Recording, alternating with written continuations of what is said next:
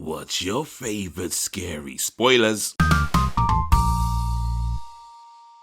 Welcome to the channel, I'm Hayes, I talk movies all day, so subscribe right now if you want to be entertained. And today, I want to talk about Scream, the 1996 Wes Craven directed teen slasher horror movie based on the hit song by Janet and Michael Jackson. So how this works is I'm going to go through the movie, point out all the reasons I can find as to why it's trash, and then at the end, drop a few final thoughts. So the movie starts off with Casey answering the telephone, and when she does, the person on the other end asks who it is. Bro, you should know who you called. Anyway, she puts the phone down without giving out any information. The same dude calls back, and again Casey puts the phone down without telling him anything. So far so good. But then, the same guy calls back, and this time, they strike up a whole conversation, telling him what she's about to eat, what she's about to do, her favorite scary movie, getting all flirty, talking about how she ain't got a boyfriend. Turns out, her boyfriend was right there as well, so you know he suffered before he died. And all it took was 3 phone calls. Plus, how many opportunities did she have to just call the police already? You can't trust everybody who wants to phone home. Now look, I get it. Horror movies often have people do stupid things because if you didn't, you wouldn't have much of a movie, but come on. Even in 1996 when you not to be chatting with some random weirdo blowing up your phone, just tell him you ain't got no money so he can piss off. And yeah, sure, he probably would have still killed her anyway,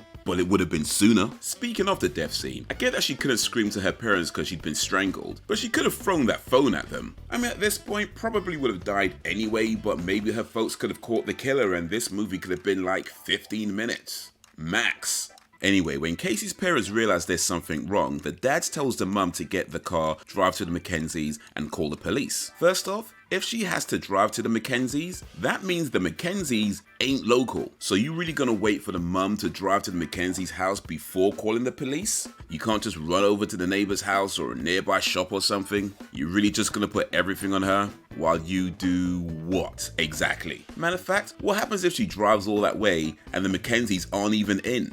Are you dumb? And if driving to the Mackenzies really is your best option, then kind of ironic that you live in this house to be far away from people, just to find out that the same people you wanted to be far away from are now too far away when you need those people. Anyway, now we get introduced to Sidney and shortly afterwards, Billy, who climbs through the window, scaring her. Now, climbing through the window was a common thing in 90s TV shows, but even still, this is giving don't trust Billy vibes. He's entering the house in an unconventional manner, he scares the girl. I already know this guy is the killer. Anyway, Sidney's dad turns up because he heard screaming, but then Sidney tells him that he didn't, and then Sidney's dad starts going on about some expo.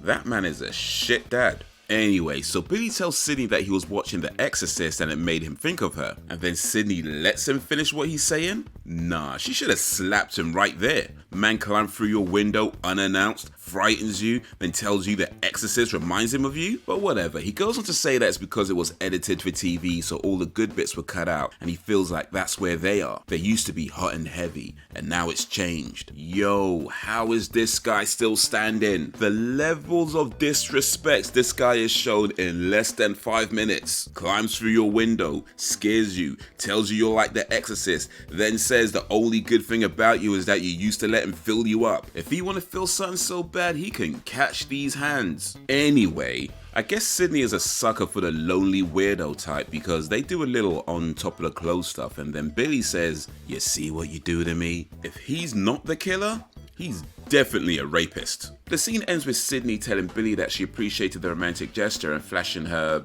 I don't know, pixelated boobs at him. The main thing you learn from this whole bit is that Sidney is dumb, and if she survives this movie, it's a lie. So the next day at school, the police are investigating the Casey and Steve murders and Sidney gets called into the principal's office. But their principal seems a little bit too much the touchy-feely type. And right in front of the cops, and nobody says nothing. That's a pedophile ring right there. Anyway, Sidney and the party of 5 are hanging out, and apart from Sidney, they all seem to be a little too casual about the fact that 2 students just got brutally murdered the night before. Like it's so common for school kids to get killed that by now they've all become pretty numb to it.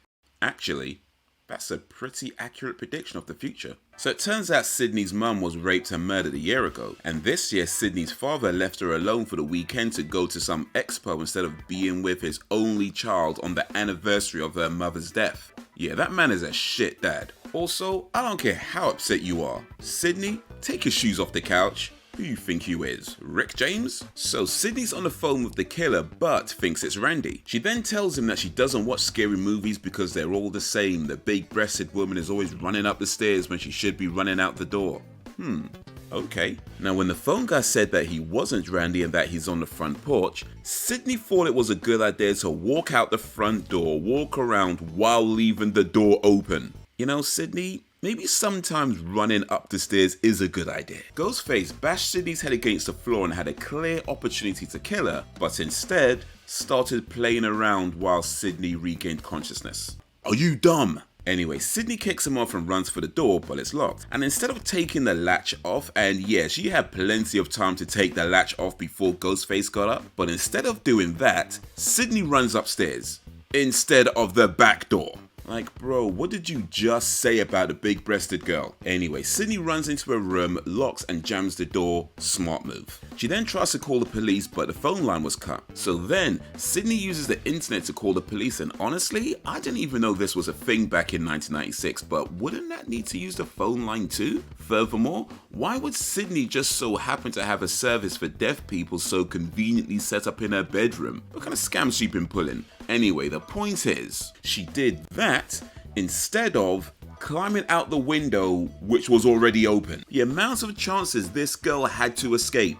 Are you dumb? Speaking of the window, Billy shows up all of a sudden, and this is about the time when the movie tries to make the audience think Billy is the killer, especially when he drops the phone, but this is too obvious. From the moment Ghostface disappears to when Billy showed up, he wouldn't have had enough time to get changed, get out the house, get to the other side and climb up to Sidney's window. So no, Mr. Wes Craven, you're not fooling me with this. Billy's not the killer, which means the killer is probably Randy. He's the only one that didn't have a girlfriend, probably feeling left out and went psycho. Jesus, the camera, hurry!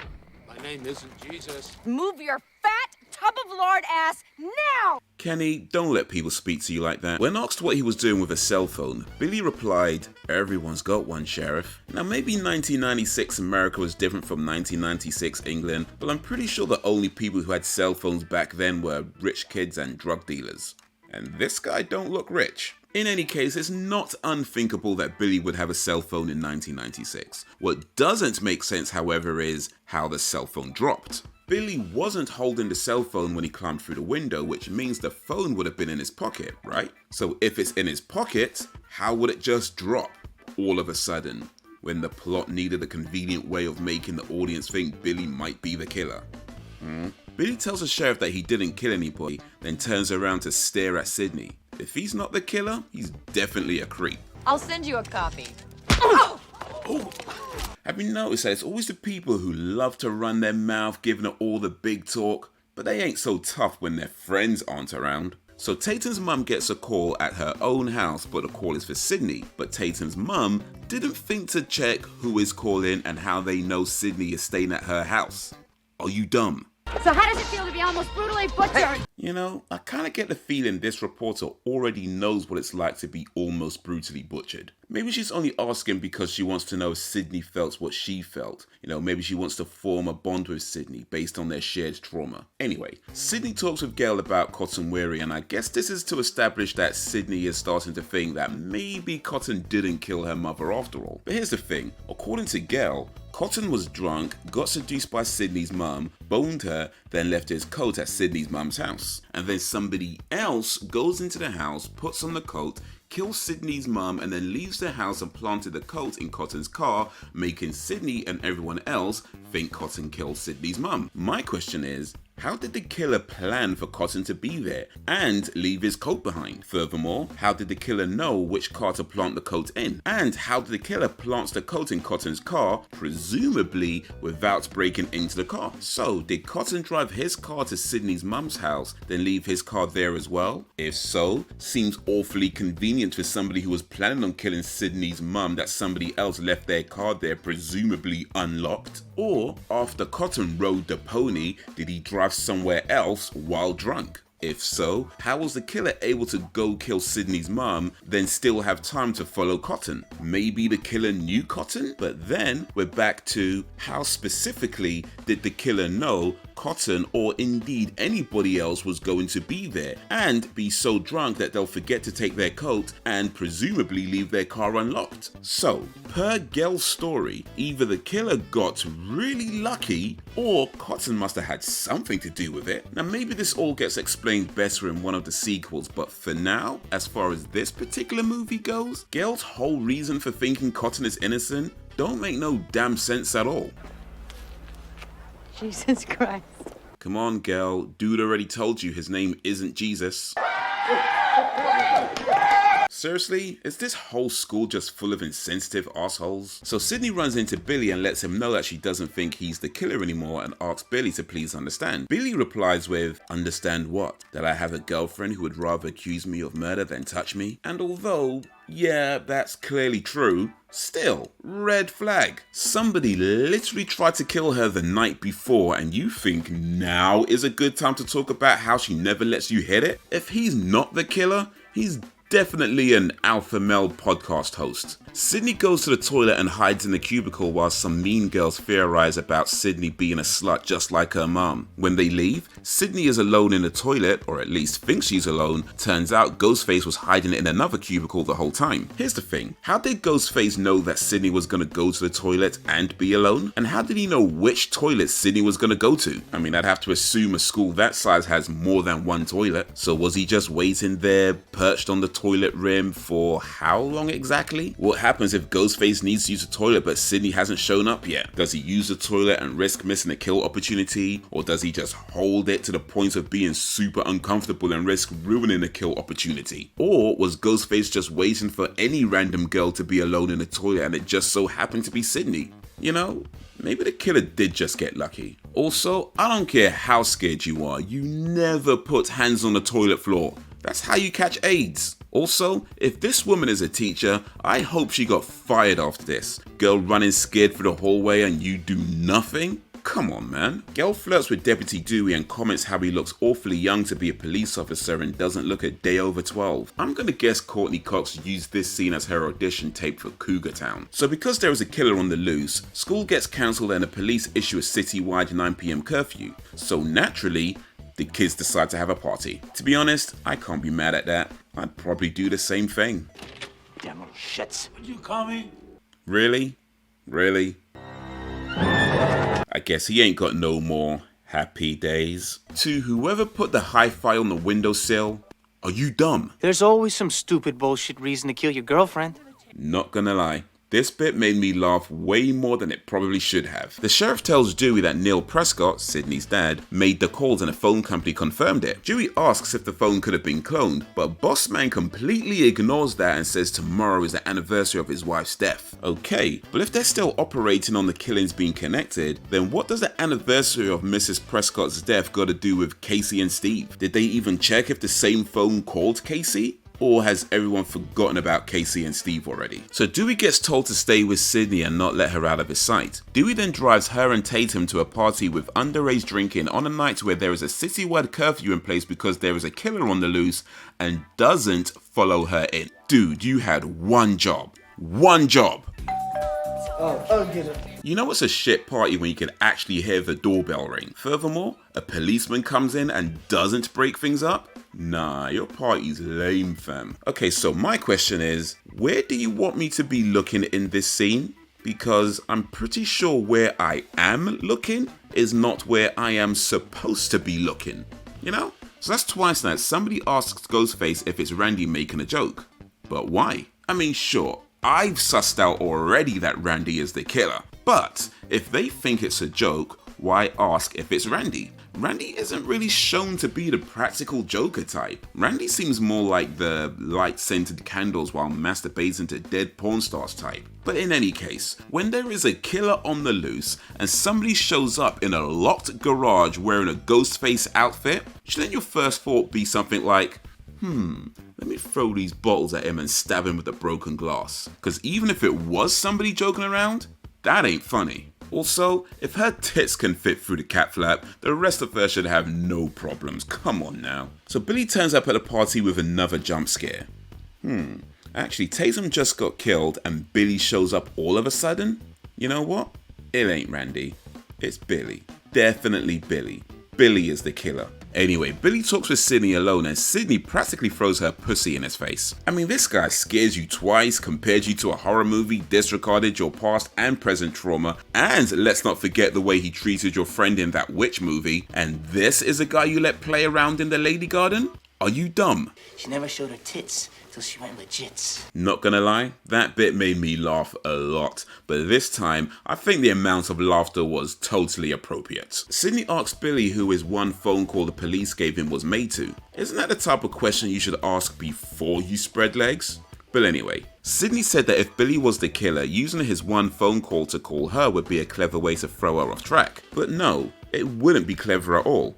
Actually, Sidney is a bit thick, so yeah, maybe that would work. But anyway, what would it matter if Sidney believed him to be innocent if he still has to sit in jail because he couldn't get a hold of someone who could actually help him? Anyway, Billy gets stabbed by Ghostface and what? Wait a minute. Billy got stabbed by Ghostface? So Billy wasn't the killer? Huh. You see, that's what I said. It was Randy. I said that. It's Randy. I mean, of course it's Randy, lusting after Sidney all this time and finally figured if he can't have her, nobody can. Matter of fact, Randy was the only one left in the house when all the jackass kids ran off to go see a dead body. So yeah, Randy's the guy. Definitely Randy. Oh, there he is. I told you. Huh. Maybe it's not Randy.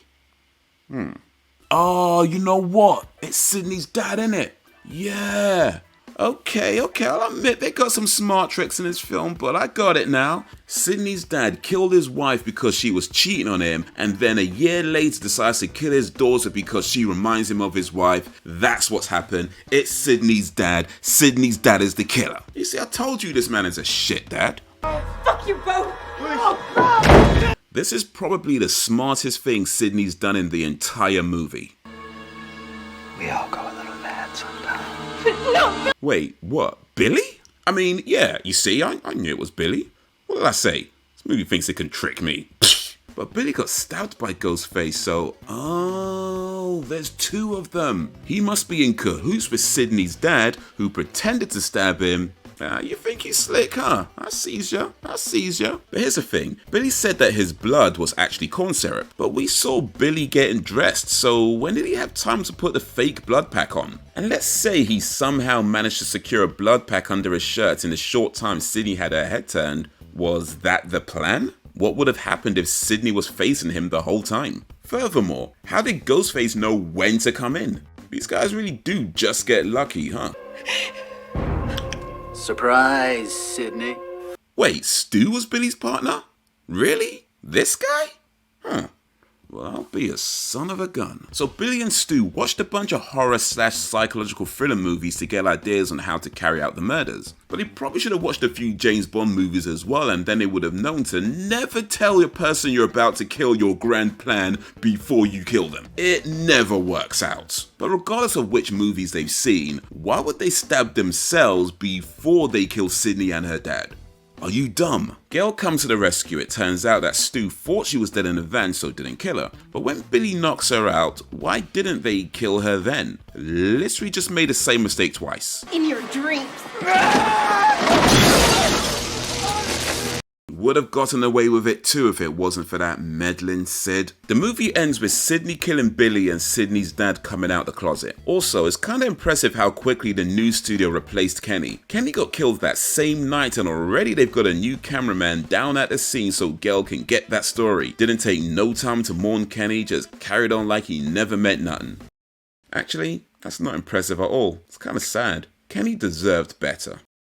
So before I get into my final thoughts, if you liked this movie, check out these movies. They're all slasher horror movies that feature a lot of blood just like Scream, but unlike Scream, they all have a supernatural element, which is either going to make them more or less scary depending on what you believe. Well, I reckon even the most ardent of skeptics are not looking in the mirror and saying Candyman 5 times. Alright, so let's talk about Scream. So the first time I watched this movie, I was very impressed with it. It took a fresh approach to slasher horror by acknowledging what had been done before and using that to subvert expectations. well, some expectations. It also did some cool tricks when it came to guessing who the killer is. Turns out there were two of them, and I ain't gonna lie, I did not see that coming. But now, watching it again 26 years after its release, I still think it's a clever movie, but ultimately suffers from the same things most movies suffer from, which is, it's not really that clever at all. What I mean is, it employs a lot of convenience, like Gale, a reporter, not questioning the cult situation further, or the sheriff completely ignoring the phone clone question. Also, Ghostface stumbling around when it's time to kill Sidney. And perhaps the biggest convenience? The two killers stabbing each other before their plan is complete.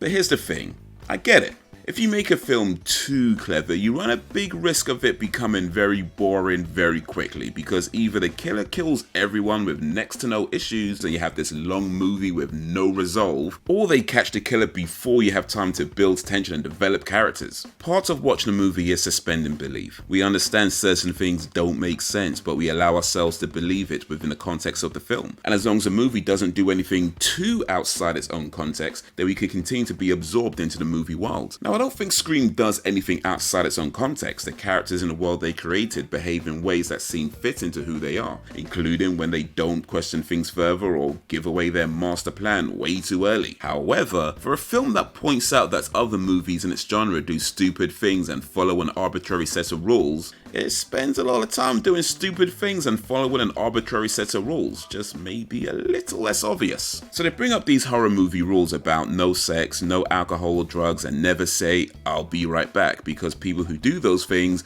don't survive the movie. Now, Stu says, "I'll be right back," he dies. Billy has sex in the movie, he dies. Now, those two I'm pretty sure were very deliberate. But the next ones, I'd want to believe they were deliberate, but I mean, they were all drinking, but Tatum goes to get more alcohol, she dies. According to Randy, the drinking and drugs is an extension of the no sex rule because it's a sin. So what about Mr. Hembry? Well, he did get a little too handsy with Sidney, plus he threatened two delinquent kids, so he dies. Casey, she lied about having a boyfriend, she dies. The only two deaths that didn't commit any on-screen sins were Steve and Kenny. And this is kind of what I mean by it does subvert expectations, but it also follows the trends of previous films. So were those deaths because they were trying to purposefully follow these rules of horror? Or were they trying to step away from these rules and it just so happened that by coincidence most of the deaths committed some on-screen sin? Maybe in the end, it's just like what Billy said, there is no motive. Or maybe all the deaths are connected in a way that is purposefully never made clear. Perhaps creating a new rule of horror that somebody else figures out in 20 or 30 years. Depending on how you look at it, Wes Craven and Kevin Williamson are either geniuses